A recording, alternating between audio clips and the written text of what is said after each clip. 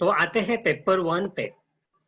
तो UGC NET paper 1 का main objective क्या होता है जब कोई एग्जाम देता है? To assess the teaching and research capabilities. आप में टीचिंग और रिसर्च कैपेबिलिटी कितना है, ये टेस्ट किया जाता है। क्यों?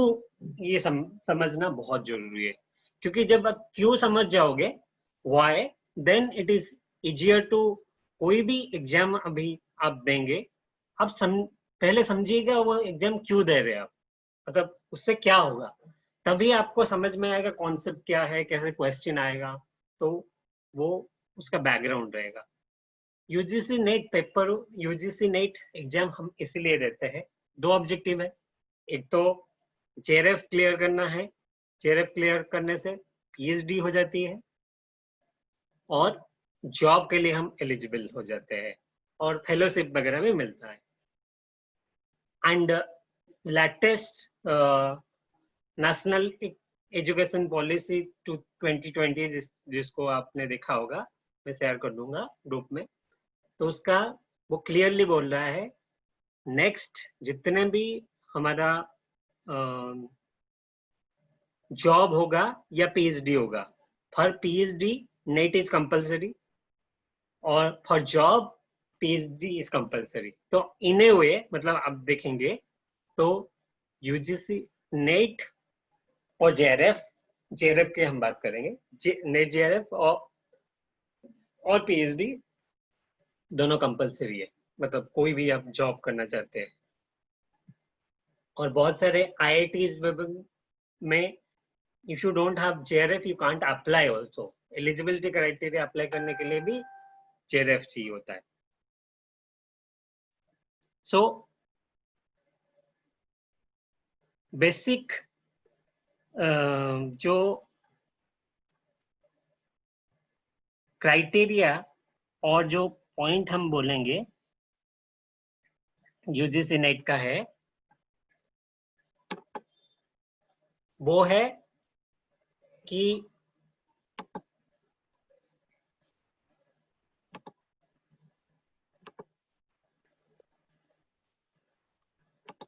वो बेसिकली है कि टीचिंग और रिसर्च एबिलिटी आप में कितना है, क्योंकि आगे जाके आप आइदर टीचिंग करेंगे if you pick up any job, और रिसर्च भी करेंगे ऑब्वियसली, टीचिंग में दोनों करते हैं, टीचिंग भी करते हैं, रिसर्च करते हैं, और you are doing PhD, then you have to do research.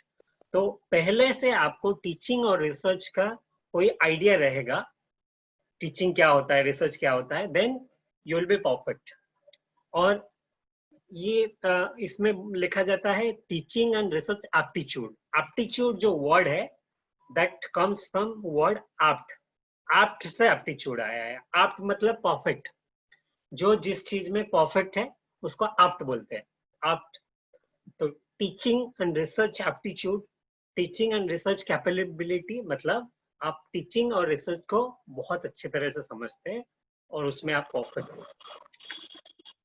Then the test aims basically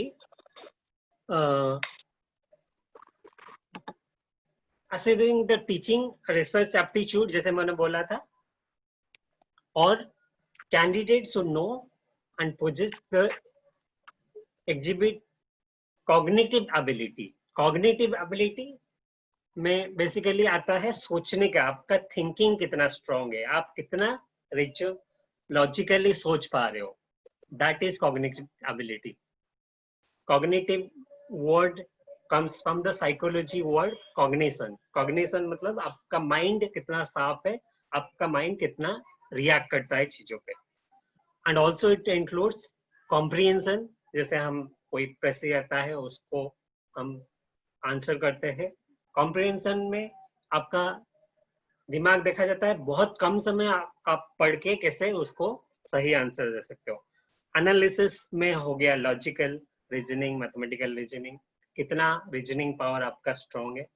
evaluation और understanding the structure of argument, तो में बेसिकली वो क्या होता है, यू सी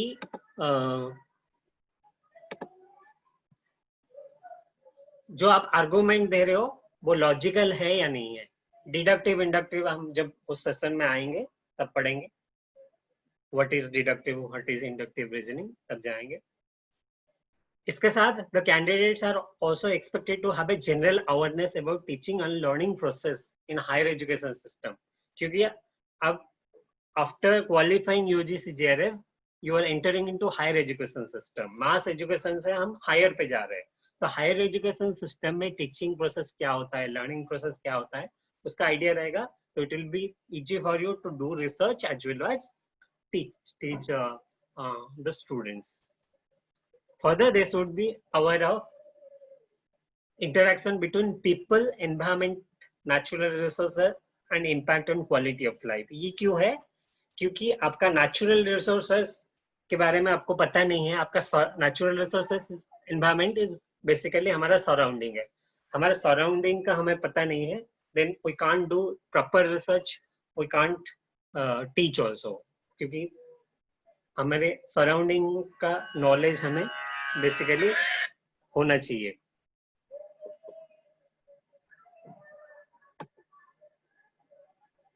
ये हो गया पेपर 1 का।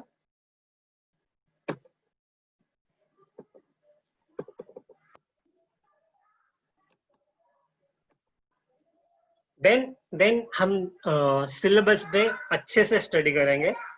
सिलेबस अच्छे से आप स्टडी करोगे तो your problem is half solve. बहुत सारे, जैसे यूजीसी नेट में मैंने बोला था, every year more than 1 lakh students appear, 1 lakh से ज्यादा लोग देते हैं, और ये one among top 10 exam, difficult exam, competitive exam में आता है। 8th रैंक में बोला जाता है उसको, और जिसमें इसका पासिंग स्कोर जो है, मतलब अचीवमेंट इज 6%, मतलब 6000 candidates out of 1 lakh qualify. अब समझ जाइए, 6000 आउट ऑफ 1 लाख, तो आपका कंपटीशन कितना टफ है। तो उस हिसाब से कंपटीशन टफ होने का कारण, बहुत सारे बच्चे ऐसे भी एग्जाम देते हैं उनको सिलेबस ही पता नहीं होता, सिर्फ वो मतलब फॉर्म निकल गया यूजीसी नेट, अप्लाई कर दिया, दे दिया, ऐसे बहुत सारे होंगे। तो जो प्रॉपर स्टडी करना चाहता है, जेआरएफ क्लियर करना चाहता है, तो उसको सिलेबस को आप समझ जाइए, तो आपका आधा प्रॉब्लम सॉल्व हो गया, क्योंकि सिलेबस में ही छुपा है आपका सॉल्यूशन। जैसे थोड़ा हम सिलेबस पे डिटेल बात करेंगे, फिर जाएंगे टीचिंग सेशन पे। तो यूनिट 1, जैसे हमने बोला था 10 यूनिट होता है। First unit is teaching aptitude. Teaching aptitude में 5 सब कैटेगरी दिया गया है। First is teaching, concept of teaching, teaching क्या होता है, ऑब्जेक्टिव्स ऑफ टीचिंग, क्यों हम टीचिंग करते हैं, levels of teaching. Levels of teaching मतलब जब हम कोई चीजें पढ़ाते हैं, how that knowledge is assimilated बोलते हैं। जब कोई नॉलेज और जब क्लास सेशन होता है, हम कुछ बातें बोलते हैं, तो वो बातें माइंड में ग्रास्प होता है। तो माइंड में जब ग्रास्प होता है, ये सारे मेथड्स वहां पे आता है। Memory, first it goes to your memory. अभी मैं यूजीसी नेट पेपर 1 का सिलेबस पढ़ा रहा हूँ, तो आपको माइंड में जा रहा है that we are studying UGC NET paper 1 का सिलेबस ऑफ टीचिंग एप्टीट्यूड। तो first starts with memory. Memory में पहले सब जाता है, सबकॉन्शियस अनकॉन्शियस मेमोरी में। देन पहले जब मेमोरी में जाता है, आज साइन लैंग्वेज जाता है, हमारे कंप्यूटर ब्रेन में साइन लैंग्वेज जाता है। तो कुछ चीजें समझ में आता है, कुछ चीजें समझ में नहीं आता है। जो आपके सबकॉन्शियस माइंड और अनकॉन्शियस माइंड से कॉन्शियस माइंड को चला गया, वहां पे आपको अंडरस्टैंडिंग होता है, चीजें आप समझने लगते हो। देन रिफ्लेक्ट, आप जब चीजें समझ जाते हो, फिर आप सोचते हो उनके बारे में। आज शाम को आप इस क्लास के बाद आप सोचोगे इस क्लास के बारे में, that is reflective, you are thinking about it. So पहले मेमोरी, ग्रास्पिंग होता है, फिर अंडरस्टैंडिंग, फिर रिफ्लेक्टिव। ये प्रोसेस में टीचिंग चलता है। फिर कैरेक्टरिस्टिक्स एंड बेसिक रिक्वायरमेंट, जो टीचर होना चाहिए उसका कैरेक्टरिस्टिक कैसा होना चाहिए और टीचिंग का बेसिक रिक्वायरमेंट क्या होना चाहिए, हम पढ़ेंगे इसको डिटेल से। देन लर्नर्स कैरेक्टरिस्टिक्स, ये तो फर्स्ट पार्ट हो गया टीचर। कोई भी टीचिंग होता है, कोई भी कुछ पढ़ाया जाता है, दो पार्ट होता है, एक होता है टीचिंग, दोनों टीचर, सेकंड होता है स्टूडेंट, स्टूडेंट और द लर्नर। तो जैसे आपको टीचिंग का क्राइटेरिया, टीचर का क्राइटेरिया जानना चाहिए, उनको स्टूडेंट का क्राइटेरिया भी जानना चाहिए, क्योंकि टीचिंग वन वे प्रोसेस नहीं है, टू वे कम्युनिकेशन है।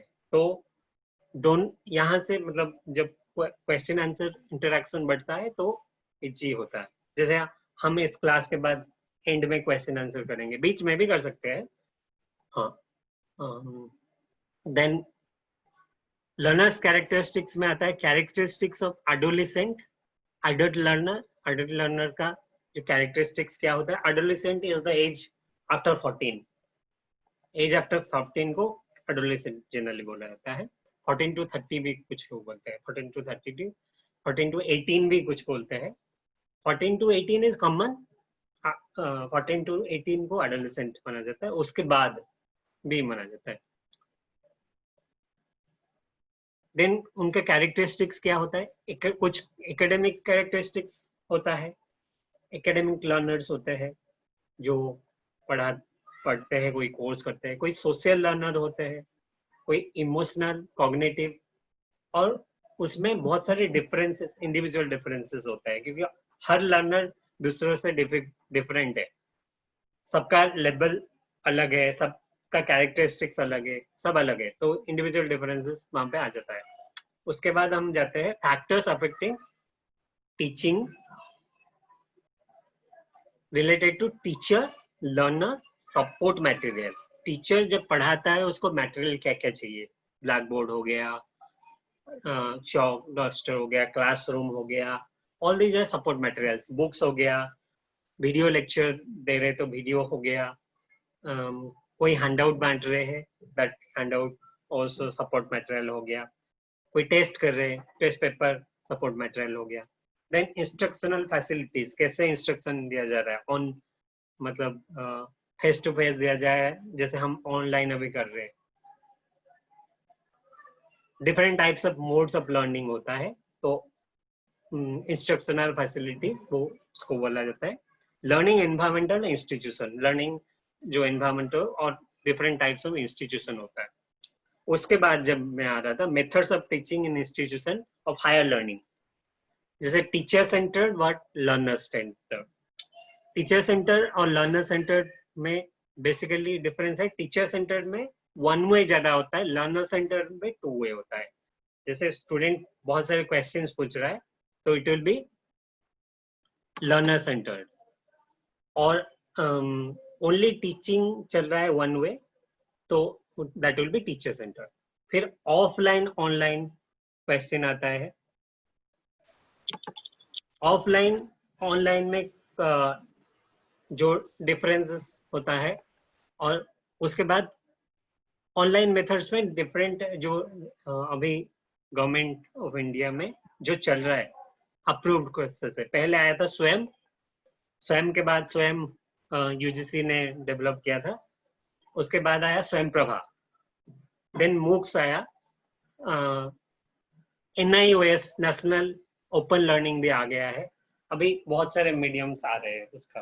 तो आपका you should know the different mediums, और हम बात करेंगे इस पे, अच्छे से बात करेंगे सब पे, अभी आप सिर्फ सिलेबस पे फोकस कीजिए। देन टीचिंग सपोर्ट मेथड्स क्या होता है, ट्रेडिशनल टीचिंग वन वे, जैसे मतलब classroom teaching type. Modern teaching में मोर इंटरएक्टिव हो जाता है, ICT बेस में विजुअल्स, वीडियोज आ जाता है, ऑडियो आ जाता है, ग्राफिक्स आ जाता है, that is ICT based, information communication technology based. उसके बाद आता है इवैल्यूएशन सिस्टम। इवैल्यूएशन सिस्टम में जनरली हम बोलते हैं elements and types of evaluation. Evaluation जब हम करते हैं तो बेसिकली उसका कैरेक्टरिस्टिक्स होता है, डिफरेंट टाइप्स ऑफ इवैल्यूएशन क्या होता है। जैसे फॉर एग्जांपल आप ले सकते हो, हमारे क्लासरूम में इन टर्म होता है, सेमिस्टर होता है, और असाइनमेंट्स होते हैं, मिड टर्म होता है, इस टाइप का. Then evaluation in choice based credit system, CBCS. ये यूजीसी ने सेमिस्टर बेसिस सिस्टम जो आया उसको बोलते हैं, सेमिस्टर सिस्टम को चॉइस बेस्ड क्रेडिट सिस्टम, जिसमें आप अपना जो इलेक्टिव ऑप्शनल से आपको चॉइस करेंगे, उसको आप पढ़ेंगे और एग्जाम देंगे. That is CBCS, semester based exam. क्योंकि पहले सेमिस्टर नहीं था. तो उसके बाद कंप्यूटर बेस्ड लर्निंग, कंप्यूटर में जो लर्निंग होता है. देन इनोवेशन इवैल्यूएशन सिस्टम में बहुत सारे इनोवेशन आए, लाइक मार्किंग सिस्टम से ग्रेडिंग सिस्टम हुआ है. अभी बहुत सारे चेंजेस आए हैं. लर्निंग आउटकम फोकस, मार्क्स अभी फोकस नहीं है, लर्निंग पे ज्यादा फोकस कर रहा है. जैसे न्यू इकोनॉमी में बोला था, नेशनल एजुकेशन पॉलिसी 2020 में फोकस ज्यादा है कि हम लर्निंग को कैसे बढ़ाएं, ना कि मार्किंग. और ग्रेडिंग, मार्किंग ना करके ग्रेडिंग करें. जैसे फिनलैंड एक कंट्री है जहाँ पे मार्किंग बिल्कुल नहीं होता है, वहाँ पे सिर्फ ग्रेडिंग होता है, no marks in whatever class. तो वो एक पॉइंट है.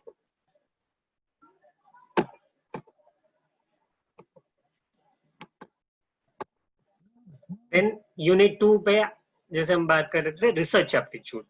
टीचिंग का मतलब समझ आ गया. रिसर्च में आप जितने लोग रिसर्च करेंगे, रिसर्च एप्टीट्यूड में हम साउंड हो जाएंगे, तो हम जान पाएंगे कि हमें रिसर्च कैसे करना है और तरीका क्या है, स्टेप्स क्या है. तो इस रिसर्च, पहले तो रिसर्च का मतलब क्या है, then types of research, then characteristics, positivism, post positive approach to research. ये जो न्यू थ्योरीज ऑफ रिसर्च क्या है, पहले जो थ्योरी था रिसर्च, फिर पॉजिटिविज्म आया, ये सारे जो मेथड्स ऑफ रिसर्च और अप्रोचेस ऑफ रिसर्च, उसको हम बात करेंगे. देन हाँ, जैसे मेथड्स ऑफ रिसर्च में एक्सपेरिमेंटल मेथड होता है, डिस्क्रिप्टिव मेथड होता है, हिस्टोरिकल होता है. हम एक एक डिटेल पढ़ेंगे, अभी सिलेबस कवर कर रहे हैं. क्वालिटेटिव होता है और क्वांटिटेटिव होता है. डिटेल हम जब सेशन लेंगे तब पढ़ेंगे. फिर रिसर्च का स्टेप क्या होता है, what are the different steps of research, कैसे रिसर्च हम करते हैं. पहले आप पढ़ते हैं, उसके बारे में लिटरेचर रिव्यू होता है. देन लिटरेचर रिव्यू से रिसर्च क्वेश्चंस आते हैं, स्टेटमेंट ऑफ प्रॉब्लम आता है, ये सारे चीजें आता है. और उसके बाद हम डेटा, ऑब्जेक्टिव ऑफ रिसर्च होता है, क्यों आप रिसर्च करना चाहते हैं. फिर डेटा मेथोडोलॉजी पे आते हैं, what data, different types of data, primary data, secondary data, which sampling method, इसमें ये सब चीजें आ जाएंगे. देन मेथड्स जो आप लगाएंगे, क्वालिटेटिव क्वांटिटेटिव, उसमें आ जाएगा. देन उसके बाद थीसिस और आर्टिकल राइटिंग, डिफरेंस क्या होता है, what is thesis, what is article, what is research paper, और उसका फॉर्मेट, स्टाइल ऑफ रेफरेंसिंग क्या होता है. जैसे थीसिस और रिसर्च पेपर जब हम लिखते हैं, हमें पता है बहुत सारे फॉर्मेट होते हैं. चिकागो मैनुअल एक होता है, MLA एक होता है, जो अमेरिकन साइकोलॉजिकल एसोसिएशन, APA बहुत मतलब जनरली बहुत ज्यादा लोग यूज करते हैं. तो चिकागो हो गया, MLA हो गया, APA हो गया, ये स्टाइल्स ऑफ रेफरेंसिंग होता है, उसका देखेंगे हम. Then application of ICT in research, information communication technology आप कैसे यूज करोगे, सॉफ्टवेयर्स कैसे यूज करोगे, SPSS हो गया, EBUs हो गया, बहुत सारे जो सॉफ्टवेयर आर, ये कैसे यूज होता है. देन रिसर्च एथिक्स क्या होता है, रिसर्चर को क्या क्या जानना चाहिए रिसर्च करने से पहले, वो एथिक्स में आ गया. देन यूनिट 3 कॉम्प्रिहेंशन में, जिसमें आपको एक पैसेज दिया जाता है, आप वो पैसेज कर पढ़ते हो, और वो पैसेज से आपको 5 क्वेश्चंस दिया जाता है और उसको आंसर करना है. तो ये कॉम्प्रिहेंशन हो गया. देन यूनिट 4 जो है कम्युनिकेशन है. कम्युनिकेशन बहुत, संचार या संवाद भी बोलते हैं, कम्युनिकेशन बहुत इंपॉर्टेंट है. तो कम्युनिकेशन, मीनिंग कम्युनिकेशन में what is the meaning of communication, types of communication, verbal, non verbal, characteristics of communication, ये सब हम देखते हैं. देन इफेक्टिव कम्युनिकेशन क्या होता है, verbal, non-verbal, intercultural, group communication, classroom communication, different types of communication में हम देखते हैं.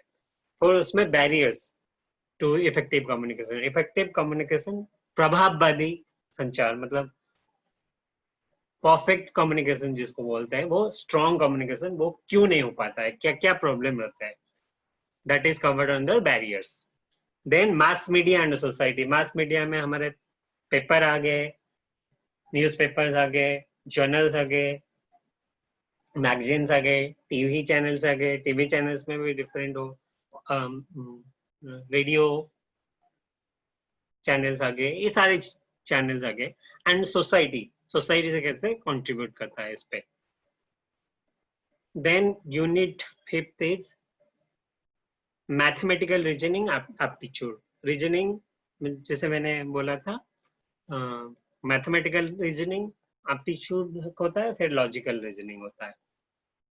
और मैथमेटिकल रीजनिंग एप्टीट्यूड और लॉजिकल रीजनिंग के लिए I strongly recommend verbal non verbal reasoning. एक किताब है बाय RS अग्रवाल, मैं ग्रुप में भी शेयर कर दूंगा, I have the soft copy. उसको आप कवर कर लीजिए, it's more than enough.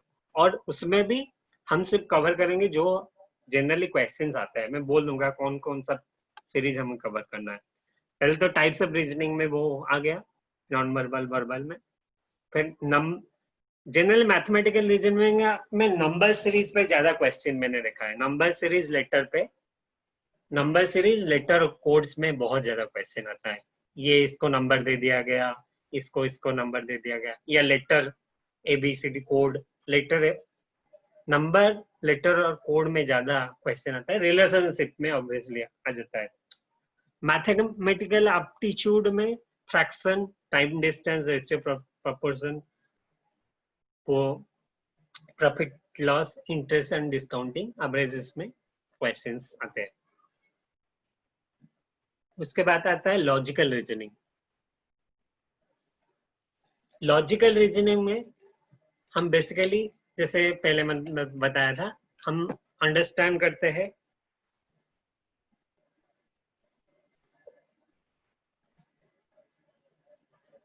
Deductive और इंडक्टिव.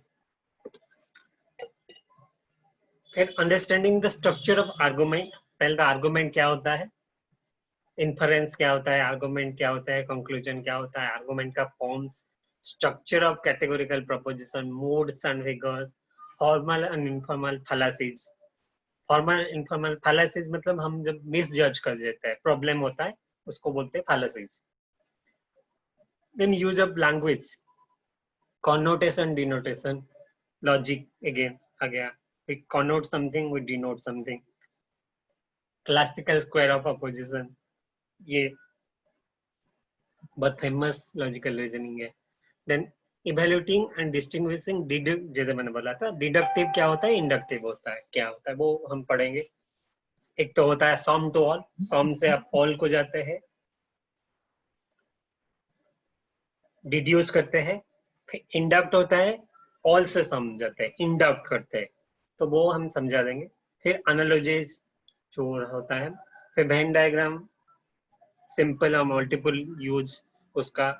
वेन डायग्राम हम बेसिकली ग्राफिकल रिप्रेजेंटेशन होता है लॉजिक का. वेन डायग्राम से easily you can set set subset के हिसाब से हम अच्छे से समझ सकते हैं, कोई भी प्रॉब्लम नहीं. देन इंडियन लॉजिक मीन्स अपना इंडियन लॉजिक क्या क्या यूज हुआ है, ट्रेडिशनल थ्योरीज क्या रहा है. Then these are Indian logics में ये सब आ गया है. प्रमाणज, प्रत्यक्ष, प्रत्यक्ष means perception, what is your perception, ये सब संस्कृत वर्ड से आया है. प्रमाण, प्रमाण मीन्स प्रूफ, प्रत्यक्ष is perception. Anumano, Anumano is inference. You are thinking about something. You are guessing something. That is Anumano. Upamano is comparison. दो सीरीज को आप कंपेयर कर रहे हो, that is Upamano. Then Sabda is words, verbal testimony. अर्थपति is implication, इससे क्या निकल के आता है. सपोज मैं एक सेंटेंस बोल रहा हूँ, उसका मीनिंग उससे क्या आप कर रहे हो, दैट इज इम्प्लीकेशन, अर्थपति.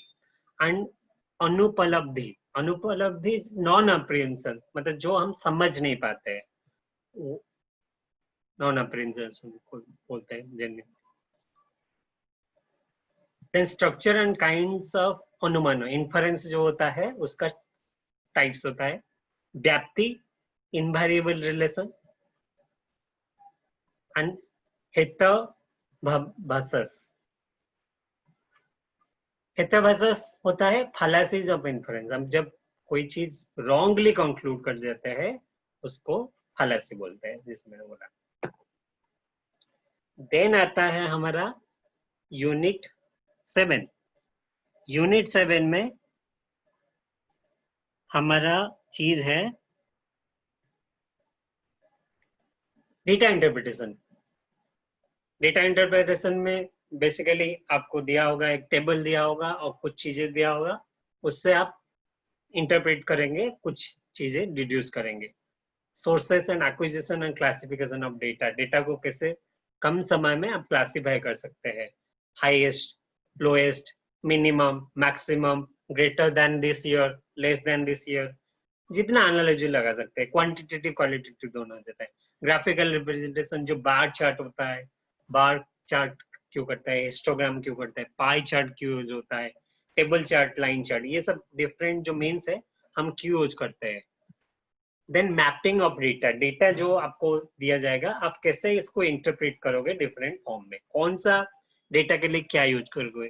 सपोज कोई एक प्रपोर्शन आपको निकालना है, मतलब 100 रुपए में 5 रुपए इधर गया, 10 रुपए उधर गया, तो उस टाइप का पाई चार्ट उसमें यूज होता है. और डिफरेंट मैं बोल दूंगा. कंपैरिजन जब करते हैं हम तब बार चार्ट, हिस्टोग्राम यूज होता है. लाइन चार्ट जब हम ट्रेंड जानना चाहते हैं, अपवर्डिंग, मतलब ये सीरीज ऊपर जा रहा है नीचे जा रहा है, क्या डायरेक्शन है उसका, तब हम लाइन चार्ट जनरली यूज करते हैं ट्रेंड के लिए. फिर उसका इंटरप्रिटेशन और डेटा गवर्नेंस, डेटा को यूज करके कैसे गवर्नेंस हो सकता है. फिर उसके बाद आता है unit 8, information and communication technology, ICT, computer का चीजें. और आईसीटी में आपको जनरल एब्रिविएशंस हम दे देंगे. इंफॉर्मेशन क्या होता है, कम्युनिकेशन क्या होता है, टेक्नोलॉजी क्या होता है, हार्डवेयर क्या होता है, सॉफ्टवेयर क्या होता है, कोडिंग क्या होता है, मशीन लैंग्वेज क्या होता है, सीपीयू क्या होता है, माउस क्या होता है, ये सारी चीज. एंड उसका टर्मिनोलॉजी. और उसमें डेटा आ जाएगा. जनरली डेटा पे, आईसीटी में डेटा पे जितने में मैंने एनालिसिस किया है, डेटा पे ज्यादा क्वेश्चन आता है कि कौन सा GB, byte, megabyte, gigabyte, terabyte, इसका आइदर वो आता है कौन किससे बड़ा है, और एक बाइट, एक गीगाबाइट कितना मेगाबाइट है. तो मैक्सिमम मैंने जो क्वेश्चन देखा, 1-2 क्वेश्चन तो वो उस पे रहता ही रहता है, बाइट को रखे. बाइट, मेगाबाइट, गीगाबाइट, टेराबाइट आप समझ जाएंगे तो 2 क्वेश्चन आपका ऐसे ही सॉल्व हो गया. 2 क्वेश्चन, 1-2 तो आता ही रहता है, हर साल आता है उसमें. उसके बाद हमें आता है basics of internet, www, world wide web, कब हुआ था, कैसे हुआ था, इंटरनेट कैसे काम करता है, इंट्रानेट क्या होता है, लोकल एरिया नेटवर्किंग जो होता है, लैन, वन, वाइड एरिया नेटवर्किंग, वो इंटरनेट होता है. देन ईमेल हम जो करते हैं, इलेक्ट्रॉनिक मेल को ईमेल बोलते हैं. देन ऑडियो वीडियो कॉन्फ्रेंसिंग कैसे होता है, मीडियम क्या होता है उसका, हॉटस्पॉट क्या होता है, टेट्रानेट क्या होता है, ये सब चीज इसमें terminology. Then digital initiative in higher education, ये वही आईसीटी कैसे यूज होता है, ये सारे वही स्वयं, एनआईओएस, वो सब चीजों पे चला गया. Then ICT and governance, governance में आईसीटी कैसे यूज हो सकता है, डेटा टेक्नोलॉजी यूज करके कैसे यूज कर सकते हैं. जैसे सिंपल सा आप कोई भी ले लीजिए, प्रधानमंत्री जनधन योजना, ऐसा ICT tool. Direct benefit transfer में लोगों के खाते में पैसा जाता है through Aadhaar, through technology. So that is DBT. और प्रधानमंत्री किसान निधि स्कीम, जो भी ये सारे स्कीम्स है, तो आईसीटी यूज होता है. तो गवर्नेंस पे कहाँ कहाँ आईसीटी यूज हो सकता है, ये बेसिकली वहां दिखाते हैं. उसके बाद जैसे मैंने बोला था, we should know about development and environment. विकास और प्रकृति का क्या संबंध है, लोग, विकास और प्रकृति, पीपल, एनवायरमेंट, एनवायरमेंट. उसमें बेसिकली हमारा आ जाता है development and environment. Development environment में हमारे जो गोल्स रिलेटेड सारे गोल आता है. पहले तो आ जाता है मिलेनियम डेवलपमेंट गोल, जो 2000 से 2015 तक हमारा चला, जिसमें 6 गोल्स थे. हम डिटेल जाएंगे जो हम अचीव नहीं कर पाए. That is millennium development goal from 2000 to 2015. उसके बाद आता है सस्टेनेबल डेवलपमेंट गोल, जो सितंबर 25, 2015 को साइन हुआ by 193 member nations including India, जिसमें 17 गोल्स है related to different development indicator. जैसे goal number 1 zero poverty, goal number 2 no hunger, ऐसे. फिर health, education, was gender equality, environment, economic growth, everything is covered. Peace, justice, humanity, water bodies, land, everything is there. Climate action. तो सारे 17 गोल है, फिर 330 indicators है, फिर सब targets भी है. तो वो उसके बारे में हम पढ़ेंगे. ह्यूमन एनवायरमेंटल इंटरेक्शन कैसे होता है, anthropogenic activities and there impact. इसमें बेसिकली हम कैसे इंटरैक्ट करते हैं नेचर के साथ, ये होता है. फिर एनवायरमेंटल इश्यूज में आ गया. जो एनवायरमेंट में हम जब डेवलपमेंट करते हैं, तो ओवर डेवलपमेंट, जब over exploitation of natural resources हो जाता है, नेचर को हम जब हार्म करते हैं, इम्बैलेंस क्रिएट करते हैं, तब क्या प्रॉब्लम्स होता है. पहले तो लोकल पॉल्यूशन शुरू होता है. Local pollution, regional pollution, global pollution. और उसके बाद टाइप्स ऑफ पॉपुलेशन में air, water, soil, noise, waste. Waste में सॉलिड, लिक्विड, बायोमेडिकल, हाजर्डस. फिर क्लाइमेट चेंज जो अभी हो रहा है, एंड इसका सोशियो इकोनॉमिक पॉलिटिकल डायमेंशन है. ये सब जो पॉल्यूशन हो रहा है, उसका इम्पैक्ट क्या पड़ रहा है. Impacts of pollution on human health. कैसे पॉल्यूशन के वजह से ह्यूमन हेल्थ हो रहा है. जैसे हम पॉलीथीन ज्यादा यूज करते हैं, तो कार्सिनोजेनिक के इफेक्ट के लिए वजह से हमारा कैंसर होता है. तो उस टाइप का बहुत सारे जो पॉल्यूशन से बहुत जगह कैंसर होता है. तो बहुत सारे जो डिजीज होता है, उसका इफेक्ट क्या होता है. फिर natural energy resources. Natural resources, energy resources क्या होता है. एक होता है सोलर, जो सोलर होता है रिन्यूएबल एनर्जी, मैक्सिमम यूज हो सकता है. Wind, renewable energy. देन जो हाइड्रो, ये सब बायोमास जो होता है, वो होता है non renewable energy, one time. Then nuclear forest, nuclear energy, ये सब एनर्जी सोर्सेस क्या होता है. Then natural hazard and disaster. जब कोई भी नेचुरल हैजर्ड होता है, be it any type of disaster, man-made or natural, cyclone, flood, thunderstorm, drought, earthquake, ये सब डिजास्टर होता है. और इसका मिटिगेशन स्ट्रेटेजी, मिटिगेशन मतलब निवारण, how we can cope up with the disaster. Disaster को कैसे हम रोक पाएंगे, कंट्रोल कर पाएंगे, क्योंकि बंद तो नहीं कर पाएंगे क्योंकि ये नेचुरल होता है, लेकिन उसके साथ कैसे कम से कम लॉस ऑफ ह्यूमैनिटी हो, उस पे देखेंगे. तो वो मिटिगेशन स्ट्रेटेजी होगा. उसमें हो जाएगा, आ जाएगा हमारा national disaster management act, NDMA, state disaster management act, SDMA, NIDM, national institute of disaster management. फिर इसके लिए national disaster response force, NDRF, SDRF, ये सब जो है उस पे पढ़ेंगे, एक्ट उसमें जाएंगे. Then environmental protection act. इसके बाद सारे क्रोनोलॉजी में एक्ट आ गया ना. एनवायरमेंटल प्रोटेक्शन एक्ट आ गया 1986, national action plan on climate change 1992, international agreement Montreal protocol around 1996, Rio summit 2002, convention of biodiversity 2004, Kyoto protocol 2013, Paris agreement 2015 and recently अभी international solar alliance हुआ है 2018 में. तो ये इसका क्रोनोलॉजी हम समझेंगे और क्यों ये सब आया है हम जान. इसका डेट्स बहुत इंपॉर्टेंट है, डेट पे बहुत ज्यादा क्वेश्चन आता है इसका. उसके बाद higher education system, institution of higher learning and education in ancient India. पहले कैसे था, अभी कैसे हम इवॉल्व कर रहे हैं. Evolution of higher learning and research in post independence India 1947 के बाद क्या क्या चेंजेस हो. पहले तक्षशिला, ये सब नालंदा, दैट इंस्टीट्यूशन थे. अभी आईआईटी, एनआईटी, ये सब जो हुए उसका बारे में. Then oriental, conventional, non conventional learning, जो types of learning higher education में है उसको देखेंगे. फिर professional technical skill based education. Professional technical में हमारे आ जाएंगे AICT, all India council of technical education जो होता है वो प्रोफेशनल टेक्निकल में जाएंगे. स्किल बेस्ड एजुकेशन में हमारा मिनिस्ट्री ऑफ स्किल डेवलपमेंट के जो रिसोर्सेज हैं, national skill development authority, national skill development agency, NSDA, वो आ जाएंगे.